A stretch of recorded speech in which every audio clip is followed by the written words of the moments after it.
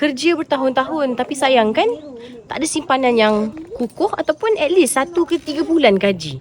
Jadi itulah realiti ni tuan-puan, yang mana banyak daripada kita tak ada kesedaran untuk adakan simpanan kecemasan at least 1 bulan gaji. Jadi kalau tuan-puan masih lagi terfikir-fikir apa cara yang terbaik untuk adakan simpanan yang tak terguna, tuan-puan kena consider untuk simpan emas. Sebab simpanan emas memang terbukti boleh membuatkan simpanan tuan-puan bertahan lama. Sebab kadang kita ni bukan tak boleh menyimpan, tapi kita selalu terguna simpanan tu. Dan ramai yang menyatakan after mereka simpan emas, simpanan mereka lebih bertahan lama berbanding mereka simpan duit di bank.